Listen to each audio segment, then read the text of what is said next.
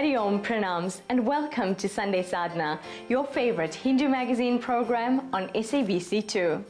Since time immemorial, Hindu traditions and culture have been filled with mysticism and intrigue.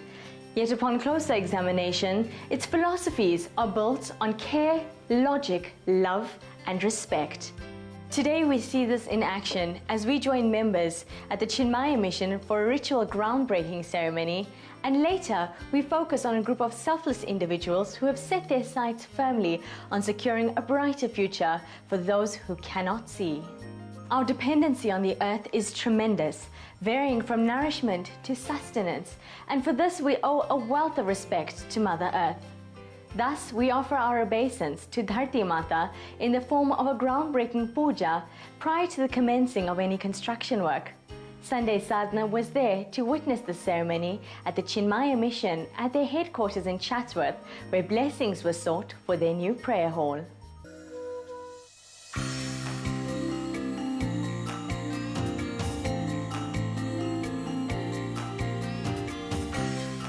The Chinamaya Mission here in Durban, South Africa, started off on a very small scale. 6 years ago, Puja Swami Abhedananda arrived in South Africa. With his arrival and the various classes that he has initiated, the interest in learning the scriptures, attending classes, has grown immensely. With the facilities now being limited, with the growing number of devotees, we found it necessary to expand the ashram. Today is the groundbreaking ceremony. It is called traditionally Bhumi Pujan. So the temple that has to be built, we are laying the foundation stone of that. And we are invoking the grace of all the gods. We are invoking the grace of our teachers, our elders, so that the project that we have taken can go on smoothly. But now this land is exclusively for the temple and Lord, and there is a deity of the land who needs to be propitiated so that we can get the blessings of that deity, and we are making a commitment to the place that this place is for the Lord only.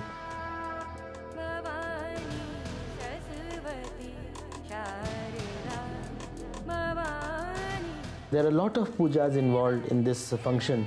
The whole puja is meant to reduce the effect of any negativity that may be there, so that our work can go on without any problems and without any hitches and glitches. Overall, doing this project, we should feel very inspired, we should feel purer, and we should bring the community together. In South Africa also, there is a big community who needs religion, who needs the light to go ahead. This temple will be the powerhouse of values. This will serve as a place where a person can come, he can bow down to Lord, and there will be saints and sages who will advise them, and from here he can get that purity or that value through which he can support himself.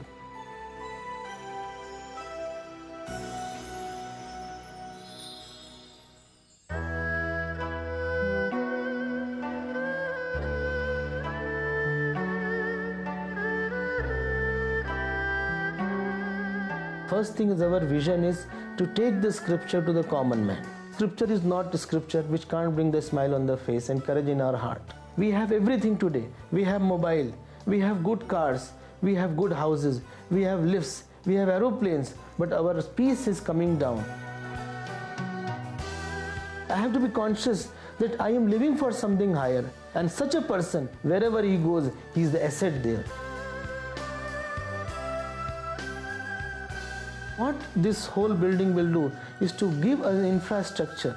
A principle needs a body. Like a soul needs a body to express. These principles which I have talked of, it needs the expression. The expression should be this infrastructure. Many rooms would be there, dormitories would be there, temple would be there, bigger hall would be there. And this is the way we can serve the community in a bigger way and in a better way. Life is meant to be lived as someone who is the spring of all smiles. He should have laughter within. He should have peace within. He should have love within. Let us embrace others. Let us not see everybody's negativity. Let us forgive anybody's faults also, and keep ourselves inspired. Religion is that which gives us the courage, the inspiration to move ahead in life, to soar high in life, and this way we should serve others and live the life so that Our life gives lives to many lives.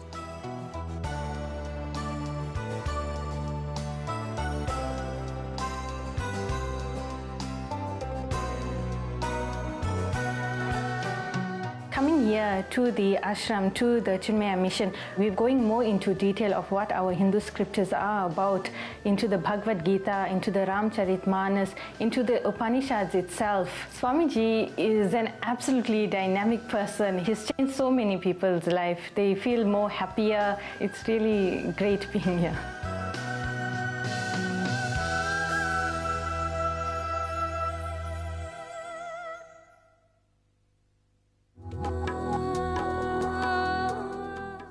The gift of sight allows us to fully embrace the beauty that surrounds us, but for many of us, age takes away this privilege sometimes.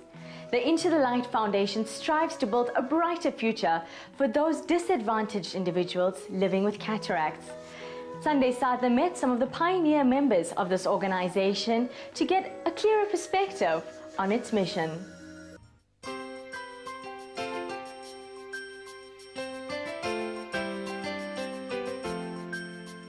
I think about 4.5 years ago, a few friends got together and we were chatting if we could find a deserving, worthy project to support.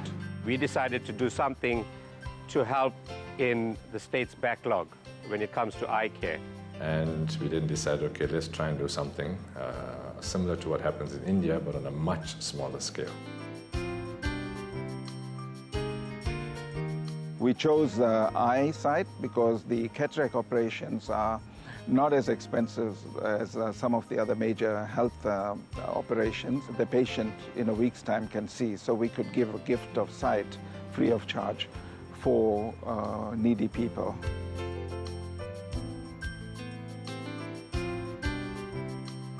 We actually pick up waiting lists from the hospitals, the state hospital. Then we actually set up a checkup with a ophthalmologist.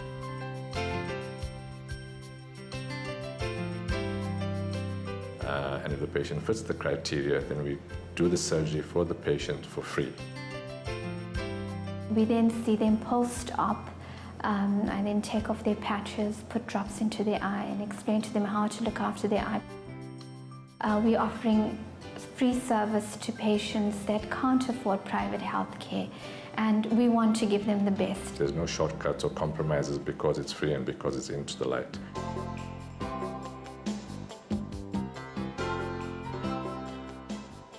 The first operation that we witnessed ourselves that really moved us was an elderly lady. And obviously she was from the peripheral area, rural areas, and she didn't have the opportunity to have the cataracts done. And so we did a one eye for her, and she was here with her daughter, and she actually got off this chair and started dancing. Apparently she'd got 16 grandchildren, which she hadn't seen for so long. And now all of a sudden when she came back for the second visit, she brought 3 of them and she had to say, I can see them now.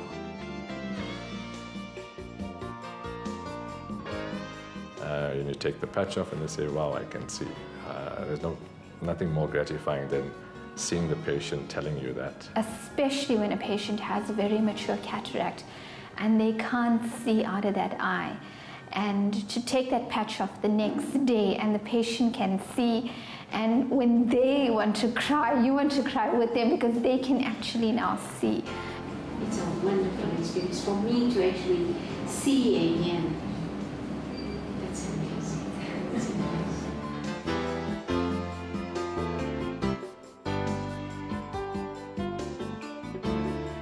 Sometimes you work hard in a business and you achieve a lot, or you sit in a temple and pray and thank God for everything that you've done. This is something very different from that. When you actually see this lady who danced like Madiba when her patch was removed, we all had tears in our eyes because it wasn't about money.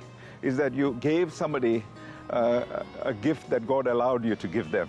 And there's nothing comparable with that. I think it heartens us today, looking back at those early days when we were getting started, that this is the kind of impact that we've made. And this gives me a lot of fulfillment spiritually, that I am making a little bit of a contribution to help another human being live a better life.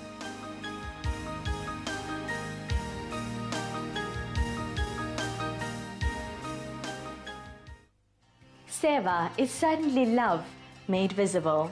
In fact, Sri Satya Sai Baba once said, "The eye affected by cataract swears there's no lamp in the room. An operation to remove the cataract makes that eye aware of the lamp. The operation is the symbol of the spiritual discipline that one has to undergo in order to have a vision of God. So let us envision God in everything and spread the love, for that is the simplest form of sadhana." Until next week, Om Shanti.